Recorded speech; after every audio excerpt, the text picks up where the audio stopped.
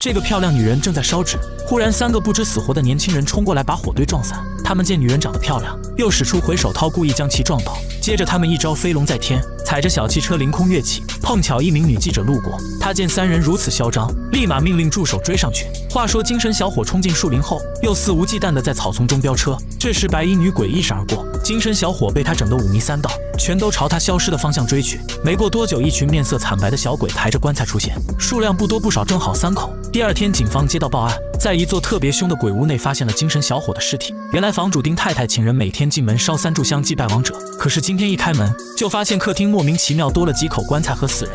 命案现场刚封锁，记者就溜进房子拍资料。他低头朝棺材一看，发现受害人瞪着2只卡姿兰大眼睛，面貌极其狰狞恐怖。为搜集新闻素材，记者在屋内咔咔一顿乱拍。但凡是鬼屋，总有几处阴森诡异的地方。记者误打误撞，竟发现一间古怪的卧室。只见这里被布置成灵堂模样，遍地都是蜘蛛网和灰尘。记者胆子贼大，闲逛一圈后，十分淡定地拿出相机拍照，准备明天做头版头条。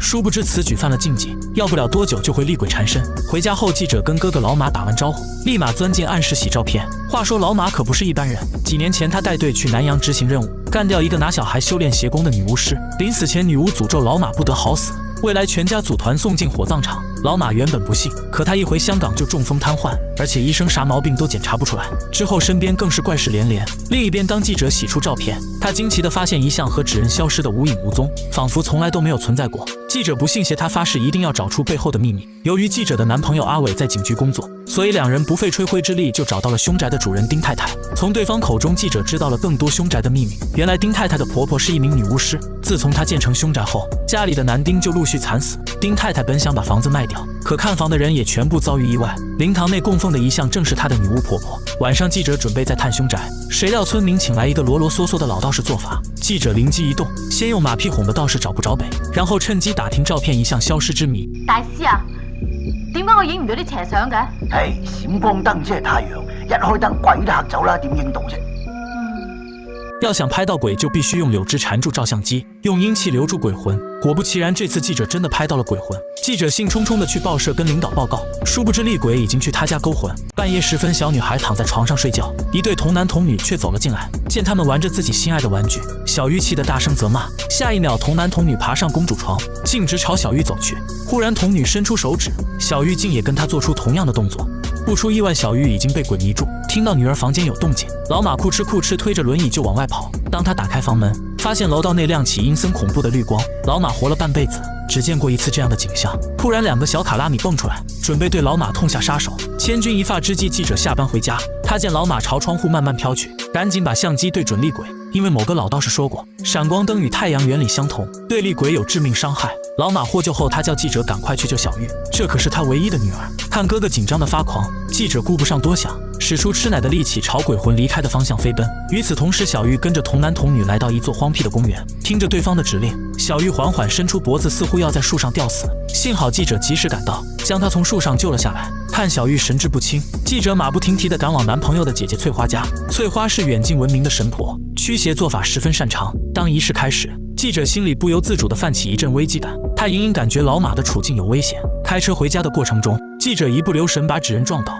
诡异的是伤害全转移到小玉身上，记者吓得魂飞魄散。他刚停车就看见女巫那张惨绿的包子脸，在男朋友阿伟的保护下，他继续朝家里赶去。幸运的是，老马命运扛过了女巫的第一波攻击。等到天亮，记者和阿伟重返凶宅，寻找消灭女巫的线索。谁料女巫诡计多端，她趁老马一个人在家，直接上门偷塔。等记者回来，老马已经凉透。记者发誓要干掉女巫，给老马报仇。他先找到女巫的儿媳丁太太，打听女巫的具体情况。谁料一见面，丁太太就劝他赶紧把照片烧掉，否则很快就会大难临头。记者稍一犹豫，决定回家再处理。可是他前脚刚进门，后脚女巫就带着一群厉鬼上门索命，千万不要对着棺材拍照，否则会把脏东西带进家里。这个记者回到家，忽然发现阴风阵阵，厉鬼已经找上门来。面对厉鬼的围攻，记者慌忙逃进厨房，谁料对方却不敢踏进门一步。发现是灶王爷显灵后，记者立马顶着灶王爷的神牌冲出家门，以120迈的速度逃向男朋友阿伟家里。第二天，记者和侄女小玉来到一家道观，希望道长出马斩妖除魔。一见面，道长就看出小玉不对劲，只见他扔出手串，轻松打散小玉体内的阴气。可惜这方法治标不治本，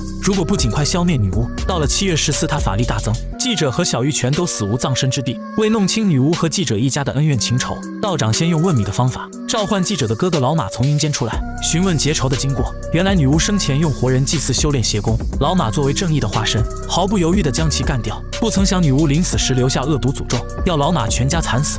明白了女巫的实力，道长马上选取一个风水宝地，布置威力最大的5行阵法。他让记者和小玉躲进大壳子里，并安排实力最擅长防御的土神护法。深夜乌云蔽日，女巫带着4个厉鬼上门找事。道长见他准备打团战，立马召唤出金木水火土5位阴神。大战刚开始，女巫就绕着现场转圈圈叠 buff。看童男童女上阵，道长马上派攻击最强的精神出战。眨眼功夫，精神就用龙爪手将其消灭干净。女巫气坏了，连忙施展美人计迷惑对方。由于实力相差太大，精神不费吹灰之力，又掐住2只女鬼的脖子。正当他准备辣手摧花时，气急败坏的女巫使出压箱底的绝技，卡里女神，自我力量。接着手指射出一道光柱，将精神打得灰飞烟灭。道长拼命反抗，派出剩余的4位阴神轮番上阵，与女巫展开激烈对决。可惜没过多久，阴神全部败下阵来。最后道长受到反噬，浑身燃起熊熊大火。道长被打成重伤，临死前他喷出一口百年童子血，耗费全身精力再把土神召唤出来，让他与女巫同归于尽。记者和小鱼身上的诅咒终于消除。影片结束，《猛鬼破人》上映于1985年11月21日，由庄宝文与古森林联合执导。主演包括商天娥、潘政伟、关海山、胡枫、玄智慧等。尽管影片穿插了东南亚降头术和毒咒的片段，但是臃肿平淡的剧情依然无药可救。该片是香港传统的恐怖片，以厉鬼复仇为主题，再以道士驱邪成功做结尾。可惜影片斗法过程太粗制滥造，毫无观赏美感。豆瓣评分仅有5.3分。我来提一嘴，女巫临死下诅咒，老马一家触霉头，幸好道长来相助，布置大阵打修沟。横批：猛鬼破人真好看，记得点赞关注哦。